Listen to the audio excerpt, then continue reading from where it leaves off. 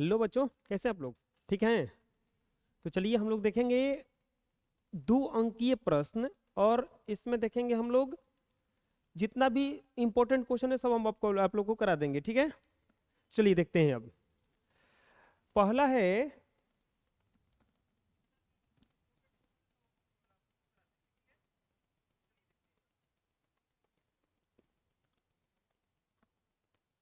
पहला क्वेश्चन है कि राजनीतिक दल किस तरह से सत्ता में साझेदारी करते हैं। राजनीतिक दल जो होते हैं किस तरह से सत्ता में साझेदारी करते हैं।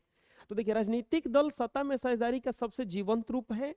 राजनीतिक दल सत्ता के बंटवारे के वाहक से तो मोल तोल करने वाले सशक्त माध्यम होते हैं। मतलब जो सत्ता का बंटवारा होता है, जहां से सत्ता शुरू होता है वहां से मोल तोल जो करने वाले होते हैं वो राजनीतिक दल ही होते हैं। राजनीतिक दल लोगों के ऐसे संगठित समूह है जो चुनाव लड़ने और राजनीतिक सत्ता हासिल करने के उद्देश्य से काम करता है। अतः विभिन्न राजनीतिक दल सत्ता प्राप्त करने के लिए प्रतिस्पर्धा के रूप में काम करते हैं। उनकी आपसी प्रतिद्वंदिता यह निश्चित करती है कि सत्ता हमेशा एक व्यक्ति या संगठन के व्यक्ति के हाथ में न रहे।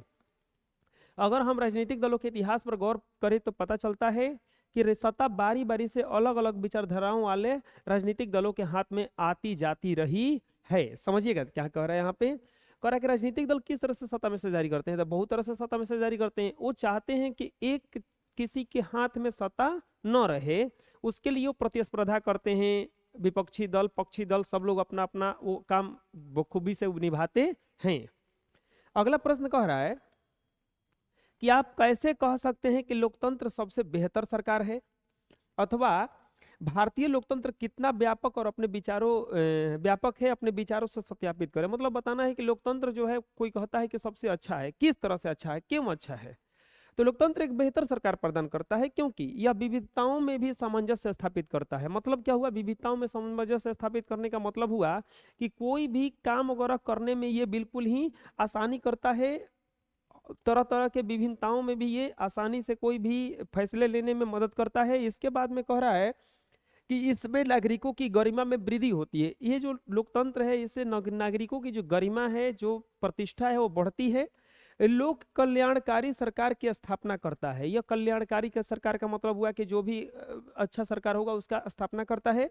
यह एक उत्तरदायी शासन व्यवस्था कायम करता है। यह एक उत्तरदायी शासन व्यवस्था कायम करता है, मतलब कि ये एक तरह से ढंग से सरकार को चलाने में मदद करता है।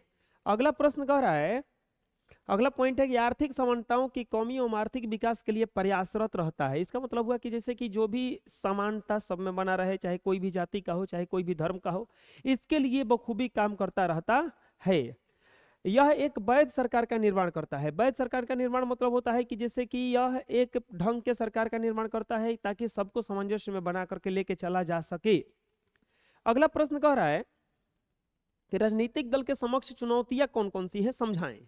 कि राजनीतिक दल के पास कौन कौन सी चुनौती आती है। तो राजनीतिक दल के सामने अनेक चुनौतियां हैं, जैसे वंशवाद। राजनीतिक दलों के पास वंशवाद की एक प्रवृत्ति आती है, जैसे कि प्रत्येक दल अपने संगी संबंधी मित्रों रिश्तेदारों को महत्वपूर्ण पदों पर बैठा देते हैं। मतलब कि वंशवाद में क्या होता है कि जैसे कि बाप भी पापा भी, चाहे बाप भी उसमें नेता है, बेटा भी नेता है, सब कोई अपने वंश का बस लेकर चलता है। दूसरा चीज, आंतरिक लोकतंत्र की कमी। पार्टी के भीतर न समय पर चुनाव कराया जाता है और न ही दल के भीतर लिए गए फैसलों की जानकारी कार्यकर्ताओं तक पहुंच पाती है। मतलब क्या हुआ इसका, कि कोई पार्टी क्या फैसला कर रहा है, क्या नहीं कर रहा है, उसके बारे में अच्छी तरह से जानकारी न देना भी दिक्कत करता है। अगला है इसमें अपराधियों का प्रभाव। इन दिनों सभी राजनीतिक दलों को में परोक्ष रूप से, यहाँ पर रो होगा, आपराधिक तत्वों का प्रभाव बढ़ा है। चुनाव जीतने के लिए इनका बखूबी इस्तेमाल किया जाता है। चुनाव जीतने के लिए कुछ भी किया जा सकता है, ये बताया गया है। नेतृत्व का संकट। कोई भी पार्टी में चले जाइए, बढ़िया बढ़िया नेता नहीं मिलेंगे, पढ़े लिखे नेता नहीं मिलेंगे जो उसको अच्छा ढंग से चला सके। अवसरवादी गठबंधन। अवसरवादी गठबंधन का मतलब होता है कि जैसे मान लीजिए कि वोट किसी और को दिया गया और वो क्या किया कि अपना वो सत्ता ही पलट दिया, दूसरे पार्टी में जाकर के शामिल हो गया, इसको कहा जाता है अवसरवादी। विभिन्न पार्टियां जनता के विश्वास को धोखा देकर के अपने सिद्धांतों का त्याग करती हैं। ये सिर्फ सत्ता के लिए किसी भी पार्टी से हाथ मिलाने के लिए तैयार हो जाती हैं। हर सामाजिक विभिन्नता समाज, अगला प्रश्न है कि हर सामाजिक विभिन्नता सामाजिक विभाजन का रूप नहीं लेती है, कैसे? जो इतना भी सामाजिक विभिन्नता है वो सामाजिक विभाजन का रूप क्यों नहीं लेता है, ये क्वेश्चन है। प्रत्येक समाज में सामाजिक विभिन्नता पाई जाती है। समाज में विभिन्न धर्म के जाति, भाषा, समुदाय, लिंग आदि के लोग रहते हैं जो सामाजिक विभिन्नता के सूचक हैं। यह आवश्यक नहीं है कि राजनीतिक विभिन्नता सामाजिक विभाजन का आधार हो, क्योंकि भिन्न भिन्न समुदाय का विचार भिन्न हो सकता है लेकिन हित समान होगा। उदाहरण के लिए मुंबई में मराठियों के हिंसा के शिकार व्यक्तियों की जातियां भिन्न थी,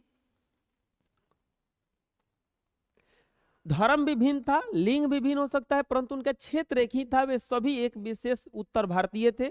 उनका हित समान था। वे सभी व्यवसाय और पेशा में संलग्न थे। उपयुक्त कथनों के अध्ययन करने के बाद स्पष्ट हो जाएगा कि हर सामाजिक विभिन्नता सामाजिक विभाजन का रूप नहीं ले सकती। मतलब देखिए, समझिए इसका मतलब, समझिएगा क्या कह रहा है। मतलब कह रहा है इसमें कि हर जो सामाजिक विभिन्नता है वो सामाजिक विभाजन का रूप ले सकता है कि नहीं। जितना भी सामाजिक विभिन्नता है वो सामाजिक विभाजन का रूप ले सकता है कि नहीं? कभी नहीं ले सकता है। क्यों नहीं ले सकता है? देखिए, जितना भी, जैसे कि कहीं भी चले जाइए, मराठी में जैसे कि हिंसा हुआ, उसमें बिहारियों को मारा गया, तो क्या वो मारा गया तो केवल बिहारी ही मरा है? सबको इसमें दिक्कत, सबको दिक्कत हुआ होगा उसमें।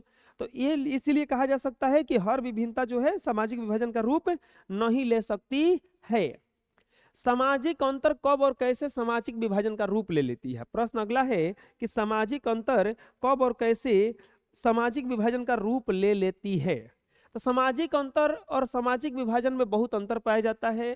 सामाजिक अंतर और सामाजिक विभाजन में बहुत अंतर पाया जाता है, मतलब कि हर सामाजिक अंतर और विभाजन में बहुत सारा अंतर है। देखिए अंतर क्या है। जैसे सामाजिक विभाजन तब होता है जब कुछ सामाजिक अंतर अनेक विभिन्नताओं से ऊपर और बड़े हो जाते हैं। स्वर्णों और दलितों का अंतर एक सामाजिक विभाजन है, क्योंकि दलित संपूर्ण देश में आमतौर पर गरीब, वंचित एवं बेघर हैं और भेदभाव के शिकार हैं, जबकि स्वर्ण आमतौर पर संपन्न, सुविधा युक्त हैं। अतः हम ये कह सकते हैं कि जब एक तरह के सामाजिक अंतर अन्य अंतरों से ज्यादा महत्वपूर्ण बन जाता है तो लोगों को महसूस होने लगता है कि दूसरे समुदाय के हैं, तो इससे सामाजिक विभाजन की स्थिति उत्पन्न होती है। मतलब क्या हुआ? जैसे कि आप अपने को बहुत अलग समझने लगे, कुछ दूसरा समझने लगे अपने को, तो उसी को कहा जाता है सामाजिक विभाजन। ठीक, सामाजिक विभाजन। आगे देखा जाए, जैसे अमेरिका में श्वेत और अश्वेत का अंतर सामाजिक विभाजन है। वास्तव में उपयुक्त कथनों के अध्ययन करने के बाद यह स्पष्ट होता है कि सामाजिक अंतर उस समय सामाजिक विभाजन बन जाता है जब सामाजिक विभाजन बन जाता है जब अंतरों से ज्यादा महत्वपूर्ण बन जाता है। अंतर जो होता है ज्यादा महत्वपूर्ण जब बन जाए तो सामाजिक विभाजन का वही रूप बन जाता है। अगला प्रश्न कह रहा है 6वां में कि सामाजिक विभाजनों की राजनीति के परिणाम स्वरूप ही लोकतंत्र के व्यवहार में परिवर्तन होता है। क्या भारतीय लोकतंत्र के संदर्भ में इसे स्पष्ट करें? मतलब क्या कह रहा है कि सामाजिक विभाजनों की राजनीति के परिणाम स्वरूप ही लोकतंत्र के व्यवहार में भी परिवर्तन होता है। भारतीय लोकतंत्र के व्यवहार में इसे स्पष्ट करना है। तो देखिए इसका उत्तर क्या होगा। सामाजिक विभाजनों की राजनीति के परिणाम स्वरूप ही लोकतंत्र के व्यवहार में न केवल परिवर्तन होता है बल्कि हो चुका है। भारत के संदर्भ में तो यह और दृष्टिगत होता है। स्वतंत्रता प्राप्ति के तुरंत बाद यदि दलितों और पिछड़ों के उत्थान की बात नहीं की गई होती तो भारत विखंडित हो गया होता और दबे कुचले आर्थिक सामाजिक रूप से पिछड़े लोगों को सामने लाने की बात संविधान में उल्लेख कर दिया गया है। संविधान तो या तो उन्हें संरक्षण देता है, साथ ही राजनीतिक दल भी दलितों से आरक्षण देने की बात कहकर अपने वोट बनाने का प्रयास करते हैं। दलितों या अल्पसंख्यकों में जिसे विधायक या सांसद बनने का मौका मिल जाता है उसकी पारिवारिक स्थिति आर्थिक रूप से मजबूत हो जाती है और उसे आदर भी मिल जाता है, लेकिन उसके आसपास के लोग वही के वही रह जाते हैं। सामाजिक विभाजन के कारण उसके सदस्यों को संतुष्ट रखने के प्रयास में राजनीति के परिणाम स्वरूप लोकतंत्र के व्यवहार में परिवर्तन करना पड़ता है। यह करना राजनीतिक दलों की व्यवस्था भी होती है। इस प्रकार स्पष्ट होता है कि सामाजिक विभाजन जो है राजनीति के फलस्वरूप लोकतंत्र के व्यवहार में एक परिवर्तन होता है। मतलब देखिए प्रश्न क्या कह रहा था, प्रश्न समझिएगा बच्चों। सामाजिक नहीं, ये प्रश्न नहीं है। सामाजिक विभाजनों की राजनीति के परिणाम स्वरूप ही लोकतंत्र के व्यवहार में परिवर्तन होता है। मतलब क्या हुआ? जैसे कि जब तक सामाजिक विभाजन नहीं होगा लोकतंत्र के व्यवहार में परिवर्तन कहां से आएगा? जैसे मान लीजिए कि कुछ ना कुछ अंतर होना चाहिए ना जिसको सही किया जा सके। तो व्यवहार में अंतर रहता है। अगर दलित पिछड़ों का बात अगर संविधान में न लिखा गया होता तो बहुत ही भारतीय बट गया होता, बहुतों को लेकर के भारत बहुत सामंजस्य बना के चला है। तो इस तरह से ये प्रश्न है। अगला प्रश्न कह रहा है कि 70 के दशक से आधुनिक दशक के बीच भारतीय लोकतंत्र का सफर सामाजिक न्याय के संदर्भ में एक संक्षिप्त वर्णन करें। इसका एक संक्षिप्त वर्णन करना है कि किस तरह से चलता रहता है। तो देखिए,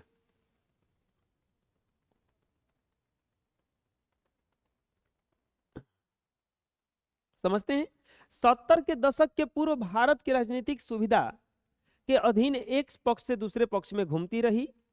1967 तक राजनीति में स्वर्ण जातियों का वर्चस्व रहा। 70 से 90 दशक के बीच स्वर्ण और मध्यम पिछड़ी जातियों में सत्ता जमाने का वर्चस्व दलितों की जागृति थी।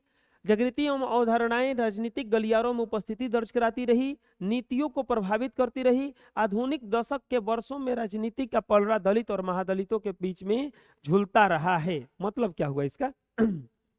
प्रश्न करें कि 70 के दशक से आधुनिक दशक के बीच भारतीय लोकतंत्र का सफर का संक्षिप्त। देखिए, 70 के दशक से पूर्व भारत की राजनीति सुविधा के अधीन एक पक्ष से दूसरे पक्ष में घूमती रही, जिसे स्वर्ण जातियों में, मध्यम जातियों में, पिछड़े जातियों में घूमती रही। 70 से 90 दशक के बीच स्वर्ण और मध्यम के भी एवं पिछड़ी जातियों में सत्ता जमाने का वर्चस्व तथा दलितों की जागृति एवं अवधारणाएं राजनीतिक गलियारों में उपस्थिति दर्ज कराती रही और नीतियों को प्रभावित करती रही। आधुनिक दशक के वर्षों में राजनीति का पलड़ा दलित और महादलितों के पक्ष में झूलता रहा है। ठीक है, अगला क्वेश्चन देखते हैं, 8वां। भावी समाज में लोकतंत्र का जिम्मेवारी और उद्देश्य पर एक संक्षिप्त टिप्पणी लिखे। जो अभी का समाज है उस पर लोकतंत्र का क्या जिम्मेवारी है, लोकतंत्र का क्या काम है, उस पर एक बताना है, एक टिप्पणी लिखना है। देखिए, वर्तमान में लोकतांत्रिक शासन व्यवस्था संसार के अधिकतर देश अपना रहे हैं क्योंकि लोकतंत्र में लोगों को कल्याण की बातों की प्रमुखता दी जाती है। आज लोकतंत्र अपनी जड़ें जमा चुका है और यह धीरे धीरे परिपक्वता की ओर अग्रसर है। धीरे धीरे यह परिपक्वता की ओर अग्रसर है।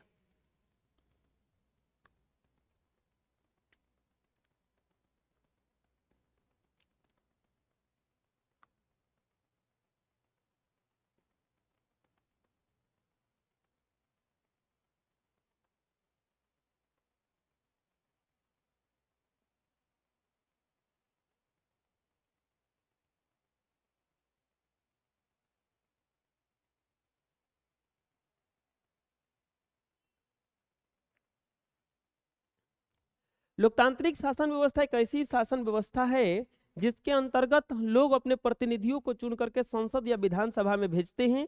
लोगों के कल्याण, सामाजिक समानता एवं धार्मिक समानता इत्यादि के पक्षधर है। इस शासन तंत्र के अंतर्गत लोक कल्याणकारी राज्य बनाया जा सकता है। इस शासन व्यवस्था में जनता अपने प्रतिनिधियों को चुनती है। वे प्रतिनिधि जनता की भलाई के लिए कार्य करते हैं। जैसे कह रहा है कि जो लोकतंत्र में ये जिम्मेवार और उद्देश्य पर एक बताना है, टिप्पणी लिखना है। तो जैसे कि हम लोग क्या करते हैं, किसी प्रतिनिधि को चुन करके वहां पे भेज देते हैं, वो लोग हम लोगों के लिए क्या करते रहते हैं, काम करते रहते हैं। वर्तमान समय में लोकतंत्र का क्रमिक विकास इस बात का सूचक है कि यह शासन व्यवस्था औरों से अच्छी है। मतलब लोकतंत्र का जो शासन व्यवस्था है बाकी सबसे क्या है, अच्छा है। ये लोकतंत्र एक ऐसा आधार प्रस्तुत करता है जिसमें लोगों को कल्याण के साथ साथ समाज का विकास भी संभव है। लोकतंत्र दीर्घकालीन उद्देश्य यह है कि एक कल्याणकारी राज्य की स्थापना करना जिसमें आम लोगों का विकास, आर्थिक समानता, सामाजिक विभिन्न समानता निहित होती है। इस प्रकार लोकतंत्र भावी समाज के लिए एक जिम्मेवारी पूर्ण कार्य करता है। जो लोकतंत्र है एक जिम्मेवारी पूर्ण कार्य करता है। समझ में आ जाएगा। चलिए नेक्स्ट क्वेश्चन देखते हैं हम लोग।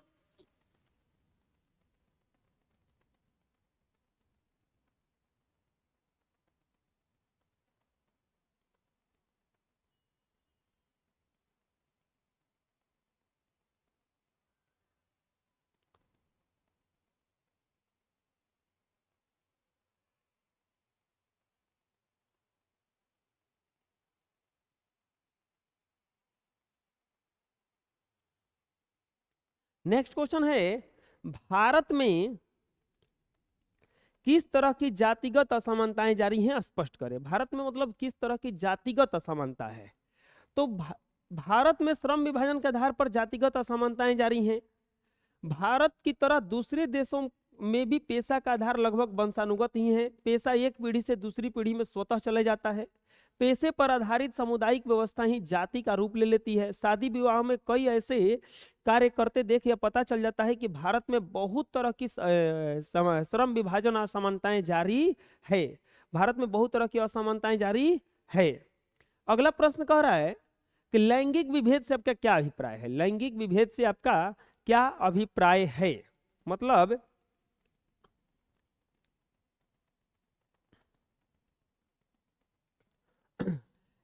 लिंग के आधार पर समाज दो वर्गों में बटा है, महिला एवं पुरुष। जितने भी जिसे लिंग के आधार पर देखा जाएगा तो समाज कितने भागों में बटा है, दो भागों में बटा है, महिला एवं पुरुष। जैविक दृष्टि से दोनों के रंग रूप बनावट में समानता है, किंतु सामाजिक दृष्टि से इन दोनों में भेदभाव किया जाता है।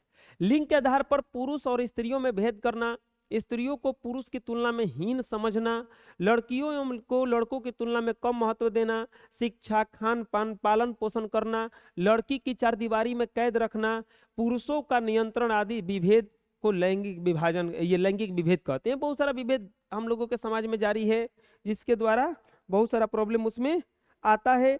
और ये पुरुष और नारी में एक तरह से कोई अंतर नहीं है, फिर भी इसमें लैंगिक विभेद करके इसमें अंतर बनाया गया है, इसमें अंतर बनाया गया है। समझ में आ जाएगा। सांप्रदायिकता क्या है? जब समाज में एक धर्म के लोग दूसरे धर्म को छोटा एवं अपने धर्म को सर्वोच्च समझने लगते हैं तो समाज में धार्मिक आधार पर विभेद और बिलगाव उत्पन्न होती है। इसी अवधारणा को सांप्रदायिकता कहते हैं। यह किसी न किसी तरह से लोकतंत्र में खतरनाक है। जब समाज में एक धर्म के लोग दूसरे धर्म को अगर छोटा समझने लगेंगे तो एक विभाजन आ जाता है, एक दिक्कत आ जाता है, उसी को कहा जाता है सांप्रदायिकता। उसी को क्या कहा जाता है? सांप्रदायिकता कहा जाता है। अगला प्रश्न है, सामाजिक विभाजन से आप क्या समझते हैं? विविधता विकासशील समाज की विशेषता है। एक देश या क्षेत्र में निवास करने वाले जाति, धर्म, भाषा, संप्रदाय के लोगों के बीच जो विभिन्नताएं होती हैं वे सामाजिक विभेद कहलाती हैं, परंतु धन, क्षेत्र, रंग विभेद आदि सामाजिक विभाजन का रूप ले लेती है। भारत में स्वर्ण और दलित का, गोरे काले या अमीर गरीब का विभेद सामाजिक विभाजन कहलाता है। अगला प्रश्न कह रहा है कि सांप्रदायिकता के किन्हीं 4 कारणों को लिखें। तो सांप्रदायिकता भारतीय समाज की एक बहुत बड़ी समस्या है, जिसने आज समाज को न केवल कमजोर किया है बल्कि अनेक समस्याओं को भी जन्म दिया है। इसके मुख्य कारण इस प्रकार से हैं। जिन जिन स्थानों पर विभिन्न समुदायों के आवासीय क्षेत्र एवं एक दूसरे से अलग हैं, वहां सामूहिक तनाव अधिक बढ़ा है। भारतीय स्वतंत्रता आंदोलन के दौरान सांप्रदायिक राजनीति के दलों का गठन हो गया। मुस्लिम लीग और विश्व हिंदू परिषद इसके 2 उदाहरण हैं। इसके एक दूसरे के विरुद्ध भड़काने में इनकी प्रमुख भूमिका रहती है। जैसे कि देखिए, सांप्रदायिकता फैलाने में लोगों का ही बहुत बड़ा हाथ है। लोग क्या करते हैं कि अभी जैसे कि हिंदू ये बन गया एक, जैसे यहाँ पे कि भारतीय आंदोलन के दौरान समय ये मुस्लिम लीग और हिंदू परिषद का ये गठन हो गया। जब दोनों का गठन हो गया तो वहां से प्रॉब्लम चालू हो गया। ये दोनों एक दूसरे को भड़काते रहते हैं। जब 2 समूहों के बीच पारस्परिक घृणा और द्वेष बढ़ जाता है तब सांप्रदायिक दंगे होते हैं। दोनों के समूहों के मन में भ्रामक विचार से समस्या उभरती है। धार्मिक विभिन्नता के कारण विभिन्न संप्रदाय के रीति रिवाज एवं सामाजिक मान्यताएं भी एक दूसरे से भिन्न होती हैं। परिणाम स्वरूप विभिन्न समुदायों के बीच दूरी भी जो होती है क्या हो जाती है? बढ़ जाती है।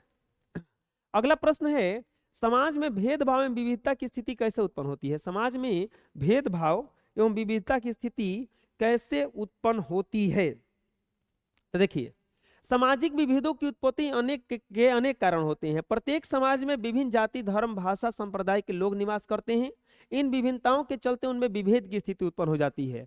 ये जन्म सामाजिक विभेदों का उत्पत्ति का मुख्य कारण माना जाता है। कुछ कारक ऐसे हैं जो सामाजिक विभेद को बढ़ाने में महत्वपूर्ण भूमिका निभाते हैं, जैसे रंग, नस्ल, क्षेत्र एवं भाषा। इन सभी के आधार पर आपस में उलझते रहते हैं, जिनसे सामाजिक विविधता और भेदभाव की स्थिति उत्पन्न होती है। स्त्री पुरुष, गोरे काले, लंबे नाटे, अमीर गरीब, शक्तिशाली कमजोर जैसे विभेद भी सामाजिक भेदभाव की विविधता उत्पन्न करते हैं। इससे भी जो होती है समाज में विभिन्नता उत्पन्न होती है। ठीक है, चलिए नेक्स्ट देखते हैं।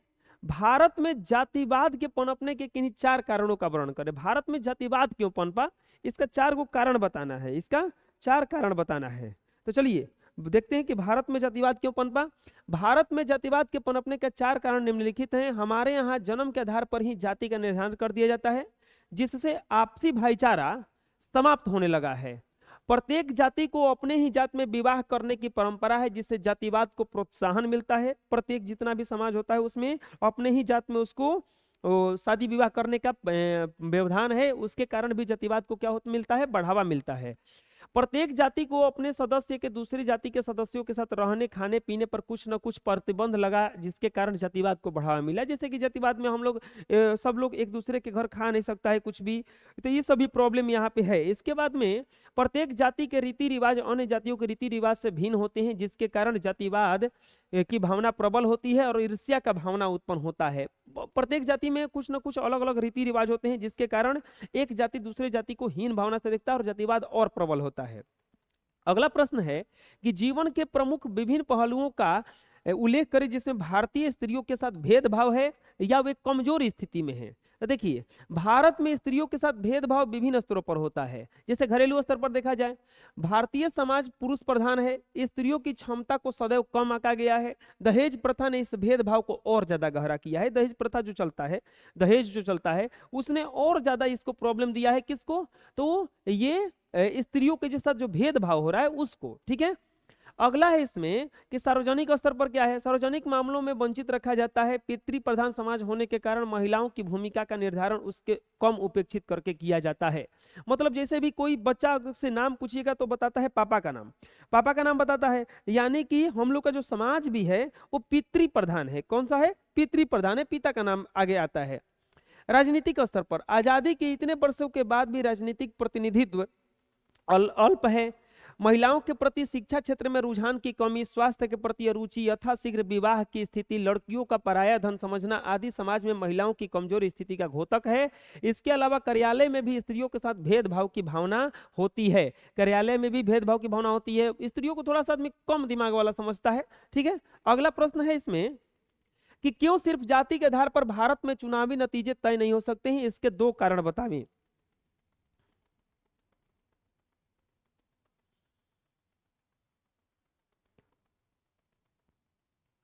कह रहा है कि क्यों सिर्फ जाति के आधार पर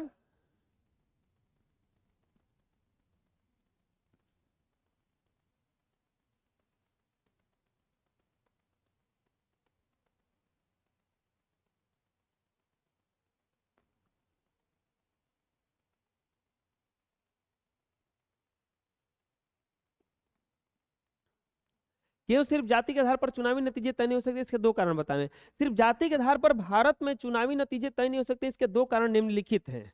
किसी भी निर्वाचन क्षेत्र का गठन इस प्रकार नहीं किया जा सकता है कि उसमें एक ही जाति का लोग रहे। कोई भी निर्वाचन क्षेत्र बनाएंगे तो उसका गठन हम लोग इस प्रकार से नहीं कर सकते हैं कि वो सिर्फ एक ही जाति का बन जाए। किसी भी निर्वाचन, कोई भी पार्टी केवल एक ही विशेष जाति का वोट प्राप्त करके सत्ता में नहीं आ सकती है। किसी भी पार्टी को जीतने के लिए कई जातियों को वोटों की आवश्यकता होती है। उसको अकेले वो किसी भी कोई भी पार्टी उसको जीत नहीं सकता है, उसको अन्य बहुत सारी पार्टियों की आवश्यकता पड़ता है जीतने के लिए। अगला प्रश्न कह रहा है कि किन्हीं दो प्रावधानों का जिक्र करें जो भारत को धर्मनिरपेक्ष देश बनाता है। दो प्रावधानों का जिक्र करें जो भारत को धर्मनिरपेक्ष बनाता है, कि मतलब भारत धर्मनिरपेक्ष है ये बताता है। तो दो प्रावधान जो भारत को धर्मनिरपेक्ष राज्य बनाता है निम्नलिखित हैं। हमारे देश में किसी भी धर्म को राजकीय धर्म के रूप में स्वीकार नहीं किया गया है। हमारे देश में किसी भी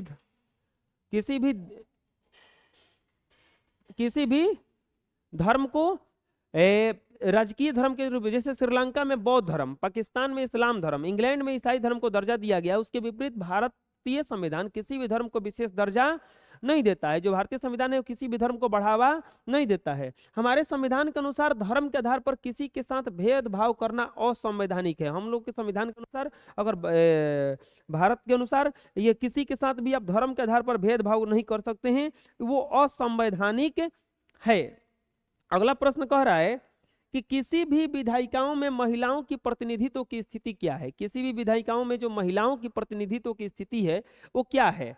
तो भारत की विधायिकाओं में महिलाओं की प्रतिनिधित्व नगण्य है। स्वतंत्रता आंदोलन में जिस प्रकार से की भागीदारी महिलाओं की थी, आज संख्या के हिसाब से उन्हें टिकट नहीं दिया जाता है। विधायिकाओं में अपनी भागीदारी के लिए महिलाएं वर्षों से संघर्ष कर रही हैं, लेकिन उन्हें दिलासा के अलावा कुछ नहीं होता। मतलब महिला को दिलासा बस दिया जाता है कि हाँ आपको हम ये करेंगे वो करेंगे, उनको दिलासा के अलावा कुछ नहीं मिलता। पुरुष प्रधान समाज उन्हें आरक्षण देना तक नहीं चाहता है, जबकि महिला आरक्षण के लिए जब भी महिला आरक्षण के लिए बिल आता है तो कभी ये दल तो कभी ये दल इसका विरोध करने लगते हैं। यद्यपि भारतीय लोकसभा में महिलाओं प्रतिनिधियों की संख्या 59 हो गई है, फिर भी इसका प्रतिशत 11% के नीचे ही है। आज भी आम परिवार के महिलाओं को सांसद या विधायक बनने का अवसर की बहुत कमी है। आज भी जो है वो किसी भी आम परिवार के महिला को सांसद या बनाने में या ये बनाने में बहुत ही दिक्कत है। अगला प्रश्न है संघ राज्य का अर्थ क्या है? तो सत्ता का ऊर्ध्वाधर वितरण ही संघ राज्य होता है। इस तरह के राज्य के लिए पूरे देश के राज्य के लिए पूरे देश की एक सरकार केंद्रीय सरकार होती है। राज्य और प्रांतों के लिए अलग अलग सरकारें होती हैं। केंद्र और राज्यों के बीच संविधान में उल्लेखित सत्ता का शक्ति का स्पष्ट बंटवारा होता है। जैसे कि हम लोग के अगर देखा जाए देश में अगर देखा जाए तो ये सत्ता दो तरह से बटा हुआ है। एक बटा हुआ है जैसे कि पूरा देश में केंद्र सरकार का राज होता है पूरा देश में, उसके बाद फिर आपका सरकार है किसका, वो राज्य सरकार का, तो दोहरी सरकार है, यही संघ राज्य का व्यवस्था है इसमें। इसके बाद में संघीय शासन की दो विशेषताएं बताइए। तो संघीय शासन की दो विशेषताएं निम्नलिखित हैं। संघीय सरकार में सत्ता के केंद्रीय और सरकार और उसकी विभिन्न अनुषंगिक इकाइयों के बीच बंट जाती है। संघीय शासन व्यवस्था में दोहरी सरकार होती है, एक केंद्रीय सरकार जिसके अधिकार क्षेत्र में राष्ट्रीय महत्व के विषय होते हैं और दूसरा प्रांतीय या क्षेत्रीय सरकार जिसके अधिकार में स्थानीय महत्व के विषय होते हैं। दो प्रकार की सरकारें होती हैं, एक क्षेत्रीय और एक केंद्रीय। तो क्षेत्रीय में क्या होता है, ये केंद्रीय में क्या होता है कि पूरा वो देश को लेकर चलता है, और क्षेत्रीय में क्या होता है कि राज्य सरकार लेकर के चलता है। चलिए अगला देखते हैं। सत्ता की संघीय शासन की दो विशेषताएं लिखें। संघीय शासन की दो, सत्ता की साझेदारी से आप क्या समझते हैं? अगला प्रश्न है सत्ता की साझेदारी से आप क्या समझते हैं? तो सत्ता की साझेदारी के तात्पर्य ऐसी साझेदारी से है जिसके अंतर्गत सत्ता का बंटवारा केंद्रीय तथा प्रांतीय स्तर पर होता है। आमतौर पर सत्ता के बंटवारे को संघवाद कहा जाता है, जिसमें दोहरी सरकार की व्यवस्था पाई जाती है। राष्ट्रीय स्तर पर केंद्रीय सरकार तथा प्रांतीय स्तर पर राज्य सरकार जो अपना कार्य और शक्ति का बंटवारा करती है। नीचे के स्तर की सरकारों के बीच भी सत्ता का बंटवारा होता है, जिसे हम स्थानीय स्वशासन के नाम से जानते हैं। देखिए इसमें क्या है कि जैसे कोई भी सरकार जो होता है, जो हम लोग के देश में है दो प्रकार का सत्ता का बंटवारा किया गया है, एक संघीय और एक राष्ट्रीय। तो पूरा जो केंद्रीय सरकार के पास है वही बंटवारा किया गया है। अगला प्रश्न कह रहा है कि सत्ता की साझेदारी लोकतंत्र में क्या महत्व रखता है? सत्ता की जो साझेदारी है वो लोकतंत्र में क्या महत्व रखता है? तो सत्ता की साझेदारी लोकतंत्र में बहुत महत्व रखती है। इसके चलते कोई भी किसी को दबा कर नहीं रख सकता है। लोकतांत्रिक शासन व्यवस्था ही एकमात्र ऐसी शासन व्यवस्था है जिसमें ताकत सभी के हाथों में होती है। सभी को राजनीतिक शक्तियों में हिस्सेदारी करने की व्यवस्था रहती है। यदि बहुमत आपके साथ है तो इसका अर्थ है कि आपसे सब संतुष्ट हैं। लोकतंत्र के शासन प्रणाली के संबंध में यही परिभाषा दी जाती है कि जनता के लिए, जनता के द्वारा और जनता का शासन है, अर्थात सारी शक्तियां जनता में निहित होती है। अर्थात जितने भी शक्तियां हैं वो किसमें निहित होती हैं? जनता में निहित होती हैं। समझ में आ जाएगा? चलिए नेक्स्ट प्रश्न देखते हैं हम। सत्ता में साझेदारी के अलग अलग तरीके क्या हैं? सत्ता में साझेदारी के अलग अलग तरीके क्या हैं? सत्ता में साझेदारी के अलग अलग तरीके निम्नलिखित हैं। केंद्रीय शासन, राज्य शासन, स्थानीय स्वशासन। केंद्रीय शासन के अधीन पूरे देश का शासन होता है। केंद्रीय जो शासन होता है उसके अधीन तो पूरे देश का शासन होता है ना, तो उसको केंद्रीय शासन कहा जाता है। हम लोगों के देश में दो प्रकार का शासन चलता है, केंद्रीय और एक राज्य शासन। और अधिक अधिकार प्राप्त होते हैं। राज्य सरकारें अपने अपने राज्यों का कार्य देखती हैं, इन्हें अपेक्षाकृत कम अधिकार प्राप्त होता है। स्थानीय शासन में ग्राम पंचायतें, पंचायत समिति, जिला परिषद और नगर पालिकाएं तथा नगर निगम होते हैं। यह संस्थाएं स्थानीय कार्यों का जिम्मेवारी उठाती है। यही आवश्यक नहीं है कि कोई राजनीतिक दल या विशेष सत्ता प्राप्त करके ही सत्ता में साझेदारी करे। उसे बहुमत नहीं मिलता है तो सत्ता से बाहर रहकर भी सत्ता सरकार पर अंकुश रखता है और सरकार को मनमानी करने नहीं देता है। सरकार को जो मनमानी करने ये नहीं देता है। अगला देखते हैं। पंचायती राज क्या है? ग्रामीण स्थानीय शासन के लिए निर्मित व्यवस्था को पंचायती राज व्यवस्था कहते हैं। स्थानीय शासन में जनता प्रत्यक्ष भागीदारी सुनिश्चित कर स्वशासन की स्थापना का इसका मुख्य लक्ष्य है। इसके 3 स्तर हैं, ग्राम में ग्राम पंचायत, प्रखंड में पंचायत समिति और जिला में जिला परिषद। अगला प्रश्न है कि समवर्ती सूची क्या है? तो भारत में संघीय व्यवस्था है, केंद्र और राज्यों के बीच सत्ता का विभाजन हो गया है। इसके लिए 3 सूचियां बनाई गई हैं, केंद्र सूची, राज्य सूची एवं समवर्ती सूची। समवर्ती सूची में वैसे विषय रखे गए हैं जिन पर केंद्र और राज्य दोनों के कानून बनाने का अधिकार है। जैसे कि कोई कोई कानून है जिस पर केवल केंद्र ही सरकार कानून बना सकता है, तो उसको रखा गया है केंद्र सूची में। इसके बाद में कोई ऐसा चीज है जिसमें राज्य बना सकता है, तो उसको रखा गया राज्य सूची में। और दोनों में केंद्र और राज्य दोनों बना सकता है, उसको किसमें रखा गया है? समवर्ती सूची में। समझ में आ जाएगा। वार्ड परिषद के क्या कार्य हैं? वार्ड परिषद के निम्नलिखित कार्य हैं। वार्ड सड़कों की गलियों की नियमित सफाई करवाएंगे, सड़कों एवं गलियों में सार्वजनिक स्थानों पर बिजली की व्यवस्था करवाएंगे, वार्ड की जन वितरण प्रणाली को दुरुस्त एवं निगरानी करेंगे, निर्मल पेयजल की आपूर्ति कराएंगे। ये किसका काम है?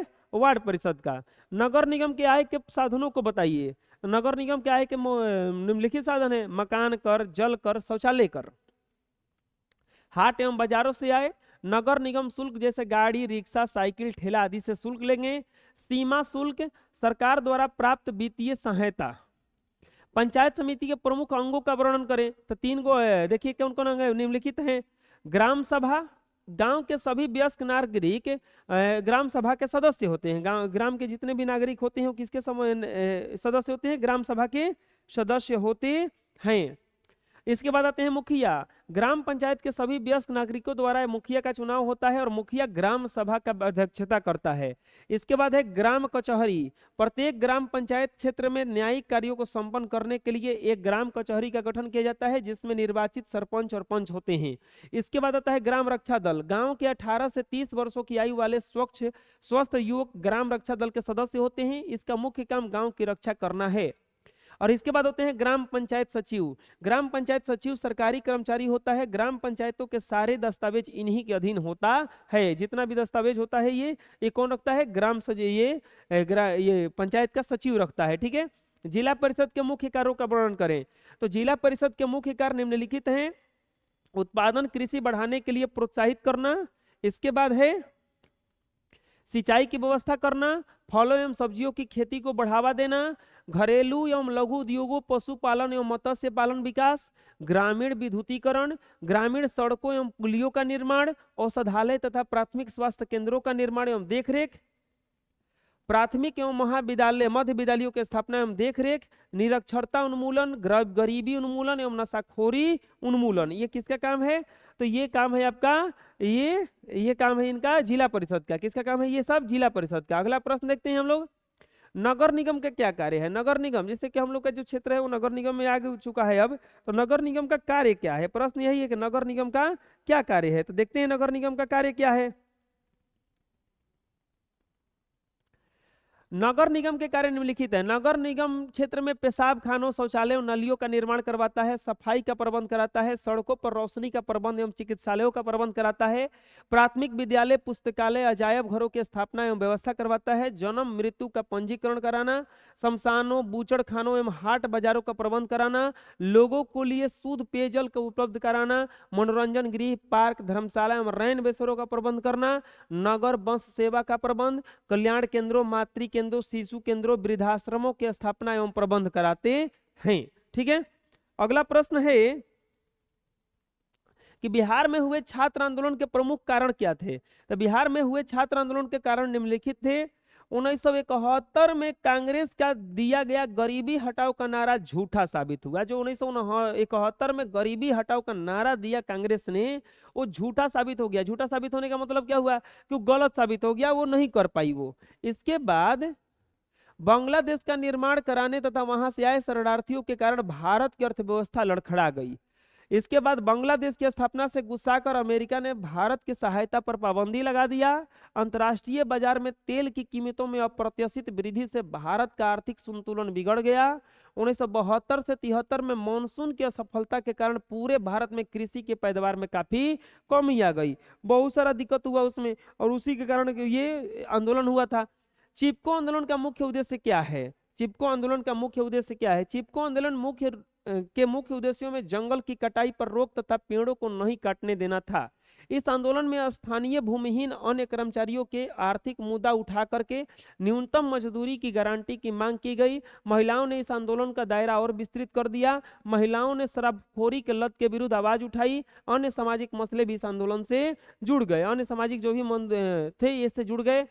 स्वतंत्र राजनीतिक संगठन कौन होता है? वैसा राजनीतिक संगठन जो किसी अन्य देश के दबाव या निर्देशन में नहीं चलता है, जो अपना अस्तित्व स्वयं बनाए रखता है, किसी अन्य दल से गठबंधन नहीं करता है, जो अकेले चुनाव लड़ता है और बहुमत मिलने पर सरकार गठित करता है, जो चुनाव के पूर्व या चुनाव के बाद भी शासन के लालच में गठबंधन नहीं करता है, अपना अस्तित्व स्वतंत्र रहकर ही बनाए रखता है, उसी को कहा जाता है स्वतंत्र राजनीतिक दल। जैसे अखिल भारतीय मजदूर संघ, अखिल भारतीय किसान यूनियन, ये सब जो है स्वतंत्र है। ये कभी भी वो क्या कहा जाता है कि किसी से गठबंधन नहीं करते हैं। भारतीय किसान यूनियन की मुख्य मांगे क्या थी? भारतीय किसान यूनियन की मुख्य मांगे निम्नलिखित थी। गन्ने और गेहूं के सरकारी खरीद के मूल्य में वृद्धि करने के लिए बोल रही थी। कृषि से संबंधित उत्पादों के अंतर्राज्यीय आवाजाही पर लगी पाबंदी को समाप्त करना, समुचित दर पर गारंटी युक्त बिजली की आपूर्ति कराना, किसान के बकाये कर्ज को माफ करना, किसान के लिए पेंशन का योजना का प्रावधान करना। सूचना के अधिकार आंदोलन के मुख्य उद्देश्य क्या थे? सूचना के अधिकार आंदोलन के मुख्य उद्देश्य निम्नलिखित थे। पंचायत के दस्तावेजों में आधिकारिक प्रतिलिपि दी जाए, सूचना के अधिकार को कानूनी मान्यता मिले, सूचना की स्वतंत्रता के नाम एक विधेयक पारित की जाए, मांगी गई सूचना में कोई आनाकानी नहीं की जाए। मतलब सूचना के अधिकार के लिए एक आंदोलन किया गया जिसे सूचना का अधिकार आंदोलन कहा जाता है। उसमें क्या कहा गया? कहा गया कि जो भी हम लोग सूचना मांगेंगे वो मिलना चाहिए हम लोगों को। इसके बाद में ये जो भी परेशानी है ये मिलना चाहिए। इसके बाद में एक बात, हाँ देखिए, वीडियो अगर फंस रहा होगा तो हम इस जैसे ही ये वीडियो खत्म होगा, रिकॉर्ड किए हैं, रिकॉर्ड करने के बाद इसको हम फिर से यूट्यूब पे अपलोड कर देंगे, एकदम क्लियर रूप से चलेगा, ठीक है? तो आप लोग वहां से देख सकते हैं उसको फिर से दोबारा जा करके। ये 10-15 मिनट में जैसे ही ये खत्म होता है शॉर्ट क्वेश्चन, तो इसको अपलोड कर दिया जाएगा। समझ में आ गया? चलिए नेक्स्ट देखते हैं, राजनीतिक दल की परिभाषा क्या है? साधारणतः राजनीतिक दल का आशय ऐसे व्यक्तियों के समूह से है जो राजनीतिक हितों की पूर्ति के उद्देश्य से संगठित किए जाते हैं। अतः राजनीतिक उद्देश्यों की पूर्ति के लिए गठित दल को राजनीतिक दल कहते हैं। इन दलों का उद्देश्य सत्ता प्राप्त करना, सत्ताधारी दल को मनमानी करने से रोकना होता है, ठीक है? किसी भी राजनीतिक दल में व्यक्ति का समान उद्देश्य प्राप्ति के लिए एकजुट होते हैं, जैसे मतदान करना, चुनाव लड़ना, नीतियां एवं कार्यक्रम तय करना, ये सब जो होते हैं राजनीतिक दलों का काम होता है, ठीक है? नेक्स्ट क्वेश्चन है, किस आधार पर आप कह सकते हैं कि राजनीतिक दल जनता एवं सरकार के बीच कड़ी का काम करता है? तो राजनीतिक दल जनता एवं सरकार के बीच मध्यस्थ बनकर के एक दूसरे की बात को पहुंचाते हैं और जनता की इच्छाओं आकांक्षाओं की जानकारी सरकार को देते हैं और सरकार के निर्णयों की जानकारी जनता को देते हैं। ये काम संसद और विधायिकाओं में प्रश्न पूछ करके और प्रश्न का उत्तर दे करके, गांव सभा का आयोजन करके, भाषण के जरिए करते हैं। इसीलिए कहा गया है कि राजनीतिक दल और जनता के बीच सरकार कड़ी का काम करता है, ठीक है?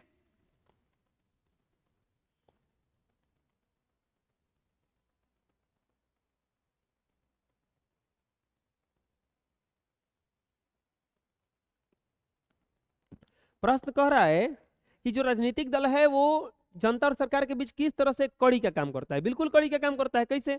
राजनीतिक दल जो सरकार और इसके बीच में बिल्कुल मध्यस्थता बना के चलता है। मध्यस्थता बना के चलने का मतलब क्या हुआ? जैसे कि कॉम्बिनेशन बना के चलता है। इसके बाद में अगला प्रश्न है कि दल बदल कानून क्या है? प्रश्न है कि दल बदल कानून क्या है? किसी भी सांसद या विधायक द्वारा अपने दल को त्याग करके दूसरे दल की सदस्यता ग्रहण करना दल बदल कहलाता है। अतः विधायकों और सांसदों के एक दल से दूसरे दल में पलायन को रोकने के लिए संविधान में संशोधन कर कानून बनाया गया है। इसे ही दल बदल कानून कहते हैं।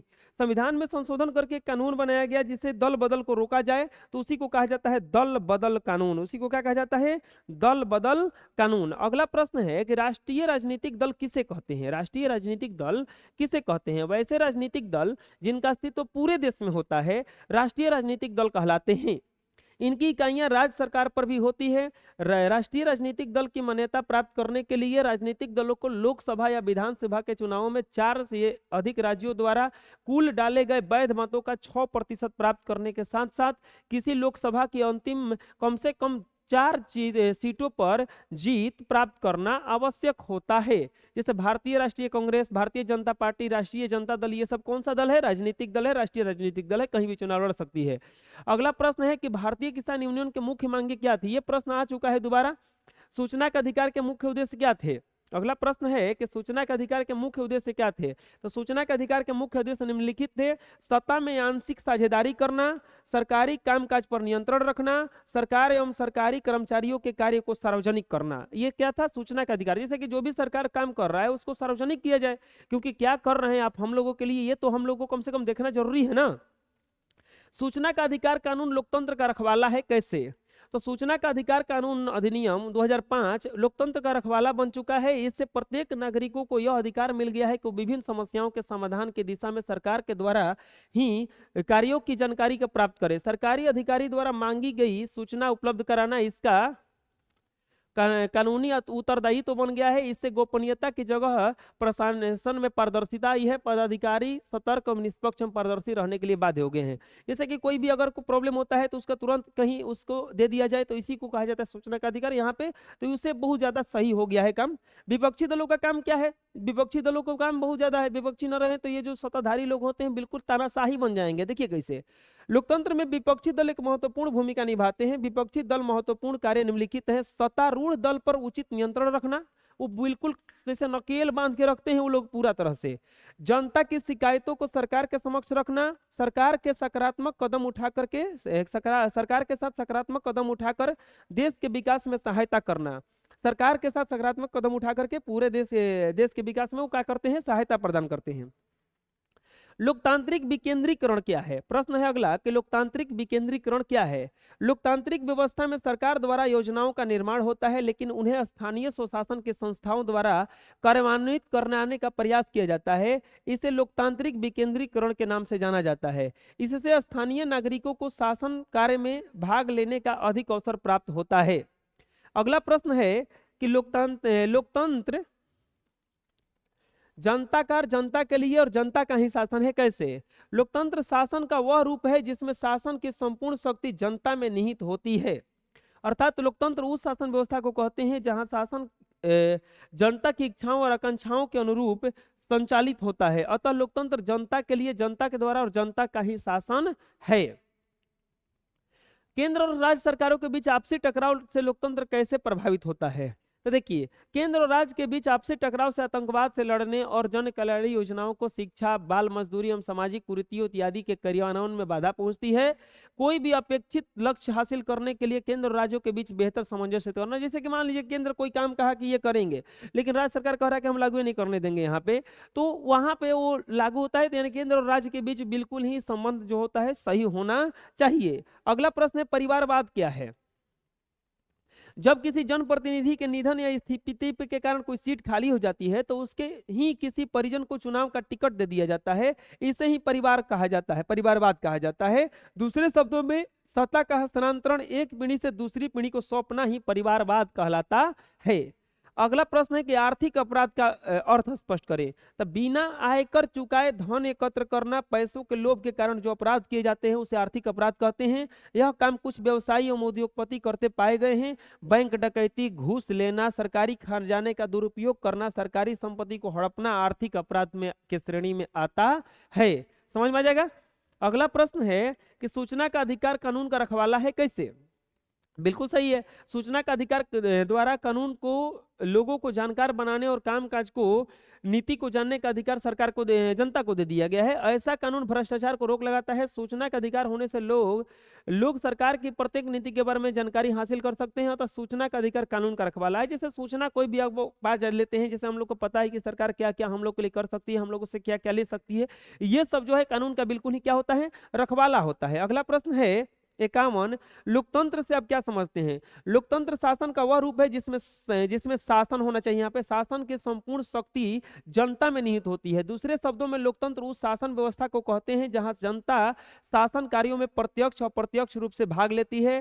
शासन जनता की इच्छाओं तथा आकांक्षाओं के अनुरूप संचालित होता है। अब्राहम लिंकन ने कहा था कि लोकतंत्र जनता का, जनता के लिए और जनता के द्वारा शासन है। इसमें जनता मतदान के द्वारा अपने प्रतिनिधि चुनती है। अगर जनता उस प्रतिनिधि के कार्यों से संतुष्ट नहीं है तो उसे अगले चुनाव में क्या कर सकती है, हटा सकती है, भगा सकती है।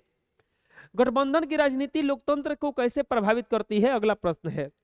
स्पष्ट बहुमत नहीं आने पर सरकार बनाने के लिए दो या दो से अधिक पार्टियां मिलकर के आपस में गठबंधन करती है। गठबंधन करने से देखिए देखिए बिहार में ही गठबंधन लालू यादव का और नीतीश कुमार का था, वो टूट गया। बीजेपी का और नीतीश कुमार का गठबंधन हो गया, लगता है वो भी टूट जाएगा। तो ये दिक्कत होती है कब, जब उसमें पूरा बहुमत नहीं मिलता है तो दूसरा दूसरा पार्टी को कंबाइन करके, कनेक्ट करके एक सरकार बना लिया जाता है। इसी क्रम में वैसे उम्मीदवारों को भी चुन लिया जाता है जो दागी और आपराधिक प्रवृत्ति के होते हैं, जैसे बदमाश जो होता है उसको भी चुन लिया जाता है। गठबंधन में शामिल राजनीतिक दल अपनी आकांक्षाओं एवं लाभों की संभावना के मद्देनजर गठबंधन करने के लिए प्रेरित होते हैं, जिससे सरकारों पर प्रशासन की पकड़ ढीली हो जाती है। गठबंधन की राजनीति में पार्टियों के प्रतिनिधित्व सरकार के कार्यक्रमों एवं कार्यों एवं नीतियों में हस्तक्षेप करते हैं, जिससे सरकार को कल्याणकारी कामों में मुश्किल आती है और कामकाज सुचारू रूप से चलाना मुश्किल होता है। और इस तरह से गठबंधन की राजनीति लोकतंत्र के बहुत प्रभावित करता है। गठबंधन की राजनीति लोकतंत्र के लिए सही नहीं है। नेपाल में किस तरह की शासन व्यवस्था है, लोकतांत्रिक स्थापना में वहां क्या क्या बाधाएं हैं? लोकतंत्र में लोकतांत्रिक शासन व्यवस्था है, नेपाल में लोकतांत्रिक शासन व्यवस्था है। नेपाल की जनसंख्या बहुत कम है, वहाँ राजनीतिक आकांक्षाएं उतनी ही अधिक हैं। लोकतंत्र की स्थापना में वहाँ सख्त और राजनीतिक दल का अभाव एवं राष्ट्रशाही के प्रति जनता की अस्थायी भक्ति इत्यादि बाधाएं लोकतंत्र की स्थापना में बाधक है। क्या शिक्षा का अभाव में लोकतंत्र के लिए चुनौती है? मतलब पूरे पूछ रहा है कि क्या शिक्षा का अभाव लोकतंत्र के लिए? तो बिल्कुल सही है। शिक्षा का अगर नहीं रहेगा तो हम लोग अच्छा शासक कैसे चुन पाएंगे? तो शिक्षा, अशिक्षा जो है दुर्गुणों की जननी है। लोकतंत्र की सफलता के लिए शिक्षित नागरिक का होना अत्यंत आवश्यक है। शिक्षित नागरिक ही किसी अपने अधिकारों को, कर्तव्यों के बारे में सही सही जानकारी रख सकते हैं और लोकतंत्र का सही उपयोग कर सकते हैं। लोकतंत्र का सही परिचालन विभिन्न कार्यों के क्षेत्रों में नागरिकों की सक्रिय सहभागिता पर ही निर्भर करती है। यह सहभागिता तभी प्रभावी हो सकता है जब नागरिक शिक्षित हों और उसमें उचित और अनुचित का भेद करने का विवेक हो, उन्हें अपने अधिकारों और दायित्वों का ज्ञान हो। यह विवेक ज्ञान शिक्षा के बिना संभव नहीं है, तो शिक्षा का अभाव लोकतंत्र के लिए बहुत बड़ा चुनौती है। अगला प्रश्न कह रहा है कि आतंकवाद लोकतंत्र की चुनौती है कैसे? किसी भी व्यवस्था का विनाश कर अव्यवस्था एवं आतंक फैलाना ही आतंकवाद है। जैसे कि कोई भी आतंकवाद में वो करता क्या है, कोई भी जाकर के किसी को मार के चला जाता है, वो उसी को आतंकवाद कहा जाता है। तो आतंकवाद उसी को कहा जाता है। आतंकवाद के मूल कारणों में धार्मिक कट्टरता और आर्थिक विषमता होती है। हिंसा किसी भी राजनीतिक व्यवस्था के लिए अच्छी नहीं होती है। लोकतंत्र में हिंसा या आतंक होने से राजनीतिक अस्थिरता एवं असंतुलन की स्थिति उत्पन्न हो जाती है, जिससे लोकतांत्रिक कामकाज पर बुरा प्रभाव पड़ता है। अतः आतंकवाद लोकतंत्र के लिए एक चुनौती है। सूचना का अधिकार आंदोलन का मुख्य उद्देश्य क्या है? सूचना का अधिकार आंदोलन का मुख्य उद्देश्य लोगों को जानकार बनाने, सरकारी कामकाज पर नियंत्रण रखना एवं नेताओं के कार्य को जनता तक सही सही पहुंचाना है। 2004 ईस्वी में सूचना के अधिकार संबंधी विधेयक संसद में लाया गया, जिसे जून 2005 ईस्वी में राष्ट्रपति की स्वीकृति मिली और यह अधिनियम बन गया। यह इस अधिकार के द्वारा जनता को जागरूक कर विकास को समझने, परखने में, कौशल में मिलाने में समाहित होता है। इससे बहुत ही ज्यादा फायदा होता है। तो इस तरह से आप लोगों का देखिए पॉलिटिकल साइंस का पूरा शॉर्ट क्वेश्चन इसमें आ गया है। इससे ज्यादा भी आपकी परीक्षा में नहीं आएगा। इस वीडियो को बार बार देखिए, पूरा देखिए, सही से देखिए, ठीक है।